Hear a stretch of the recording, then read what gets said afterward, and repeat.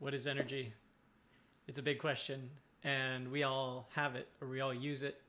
And the amount that we have available to use is kind of the question of a lot of different disciplines, especially health is a really big one concerned with internal energy, how much energy a person has to use throughout the day. And obviously you can break that down into, how a person sleeps, how well they exercise, how well they're eating, what their emotional regulation is, their stress levels in general. And so we have this concept of energy that's very ingrained in our culture, especially in relation to our person, our being, and that energy in different traditions or cultures, they have different words to describe it. There's this one word that comes to me, which is kind of like the word avatar, but it's called awantar, Awantar, awantar, and it means endurance. And it's this term that comes from the Tarahumara, the running people of Mexico, and these people run sometimes a marathon every day, if not two marathons, or that equivalent distance, 25 to 50 miles a day. And it's just ingrained into their culture, and this concept of having endurance is obviously very important. And so when we think about that, applying it to our lives, most of us aren't running a marathon every day and maybe wouldn't care to, but at the same time, recognizing that there are these infinite sort of different expressions of human tenacity and will and that sort of drive for resilience. And at the same time, say in the more like militaristic approach to that of just trudging through with a backpack through the woods at 4 a.m., hiking 12 miles before you start your day, there's a sort of experience that, depending on who you are, that sort of deep character building can be thwarted by your ability to change your state in response to the external stimulus. So to actually accept and grow through whatever it is that we're facing, right?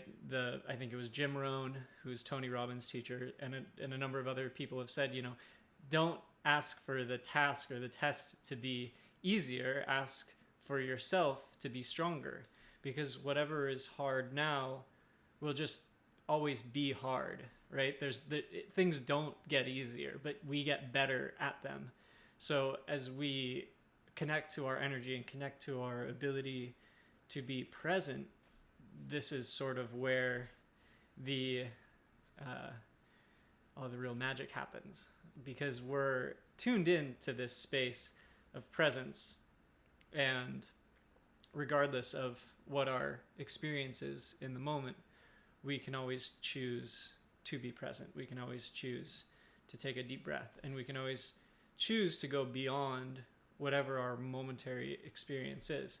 And obviously this is much easier to do when we're not in the middle of some kind of intense test, right? Or some sort of intense, even if it is an actual marathon or whatever sort of challenge that we're facing.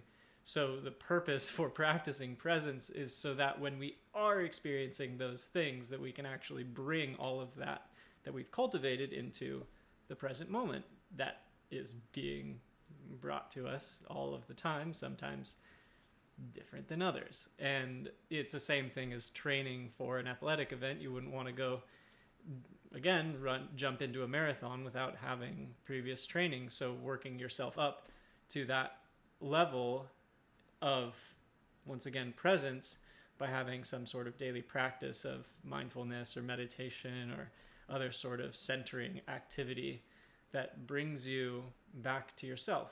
And this is important in relation to resilience and grit, because if we are true in practicing presence, there's a certain level of intensity that builds over time, and the more present we become, just the more our awareness can continue to expand.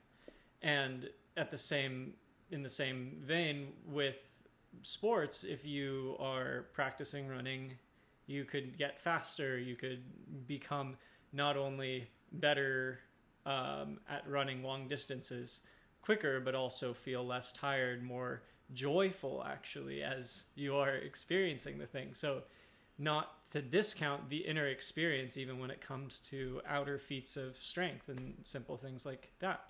That our ability to cultivate that inner sense of joy or love or this overflowing of like a positive emotion in yoga, it's called bhakti. It's just that outpouring of love and joy that life is, or that we can all experience. And so being present to the tests of life and being present as much as we can all the time and cultivating a practice of that can help us build our daily awareness, so that when we do even want to consciously change our state, we can. When we consciously want to increase the amperage on our energy, so to speak, for a short period of time, we're capable of doing that. And this can be seen in any sort of domain. Probably one of the most common ones is just cramming for exams. But this sort of immediate uptick in energy that we feel we have to consciously create for a short period of time, and how the mind is totally capable of doing that especially when there's external pressures telling us to do it, but to be able to internally generate that with intrinsic motivation, to be able to build that energy and that resilience throughout our lives, and then being able to be self-directed in the way that we apply our resilience, right? Because if life is going to throw challenges at us, it's kind of like the choosing what kind of suffering you want. Do you want the necessary suffering or the unnecessary suffering? If we are constantly creating a life where we have planned discomfort or challenge and that sort of thing, then we will be the one disciplining ourselves. Otherwise, the world will do its best to discipline us in that way. So this concept of being in tune with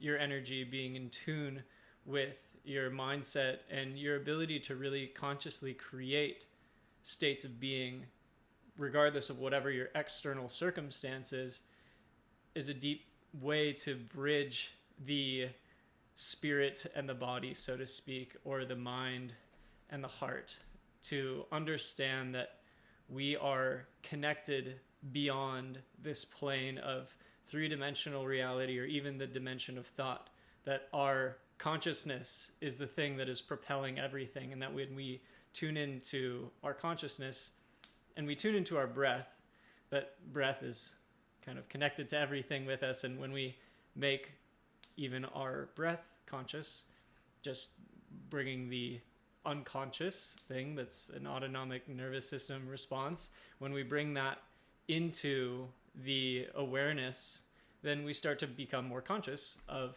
everything, because breath is spirit. So that's a simple way of feeling about it. And I wish you the best with this experience. I know it's difficult sometimes, and life has its ways of bringing us back to the present moment. So be with it, ride the waves, and you'll do great.